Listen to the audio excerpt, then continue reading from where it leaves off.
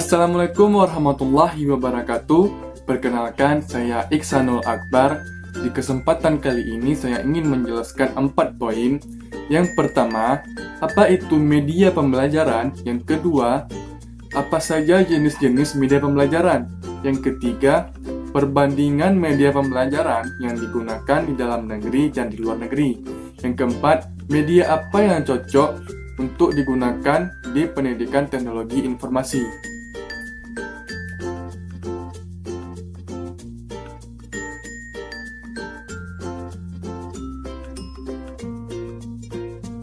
Nah, apa itu media pembelajaran? Jadi, media adalah alat atau sarana komunikasi seperti koran, majalah, buku, film, televisi, dan poster. Nah, sedangkan pembelajaran adalah proses, cara, perbuatan menjadikan orang atau makhluk hidup belajar. Jadi, media pembelajaran adalah sarana yang digunakan sebagai alat atau bahan kegiatan pembelajaran.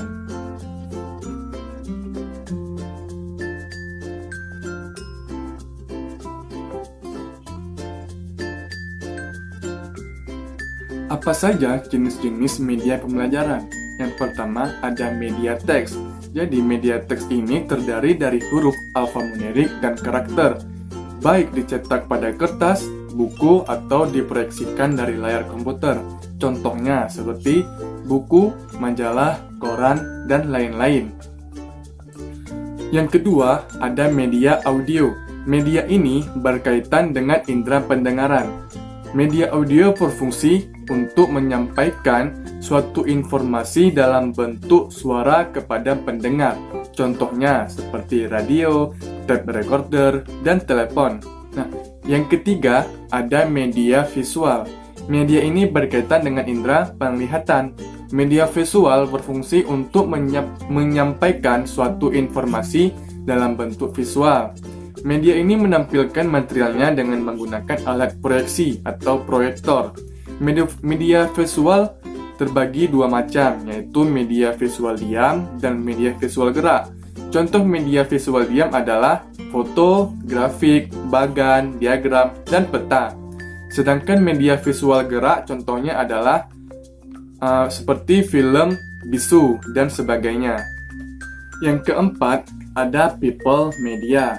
Media ini memiliki dua jenis, people as media dan people in media. People as media adalah orang yang menyampaikan informasi kepada semua orang sebagai pembawa informasi.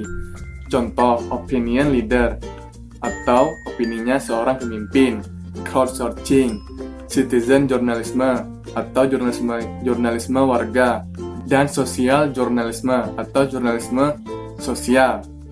Sedangkan people in media adalah orang-orang yang memberikan informasi kepada utusan untuk memberi suatu informasi kepada semua orang. Contohnya guru, wartawan, penyiar radio, dan weather forecaster atau peramal cuaca. Yang kelima, ada multimedia. Multimedia adalah media yang menggabungkan dua media atau lebih yang terdiri dari teks, grafis, gambar, foto, audio, video, dan animasi secara terintegrasi.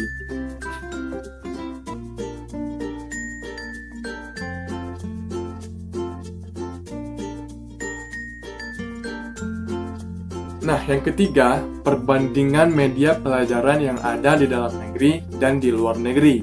Menurut saya, yang pertama, di dalam negeri, pengajar menyiapkan bahan lalu menulisnya di papan tulis. Sedangkan di luar negeri, para pengajar menyiapkan bahan menggunakan media teknologi informasi.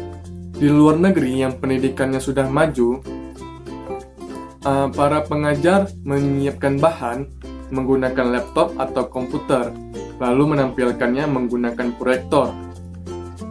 Tapi di dalam negeri, ada juga yang menggunakannya. Dari 10 pengajar, mungkin hanya 2 pengajar yang menggunakannya. Mungkin lebih banyak. Kenapa saya bilang seperti itu?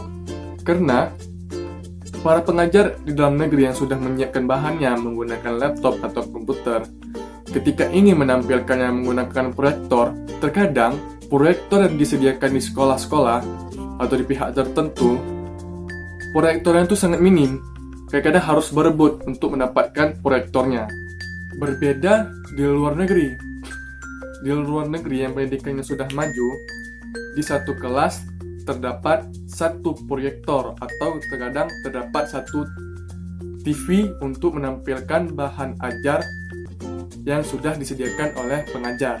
Yang kedua, menurut saya, di dalam negeri, murid mendengarkan.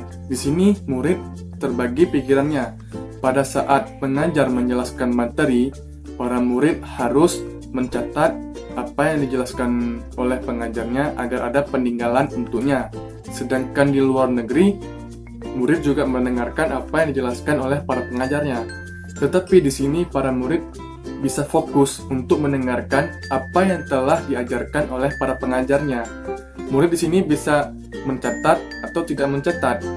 Karena nanti di akhir pertemuan, para guru atau para pengajar akan memberikan bahan ajar mereka kepada para murid. Jadi para muridnya bisa mencatatnya di rumah. Nah, yang ketiga, menurut saya, di luar negeri itu, pada saat diskusi kelompok, pada saat terbentuknya kelompok, mereka semuanya, para murid semuanya memiliki antusias yang sangat tinggi dalam berdiskusi kelompok.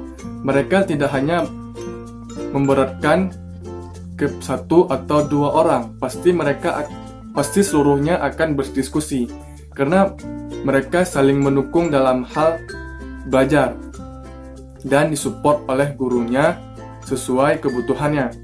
Sedangkan dalam negeri yang sudah saya alami, pada saat sudah terbentuknya kelompok, para murid pada saat diskusi pasti mereka akan memberatkan ke satu dua orang.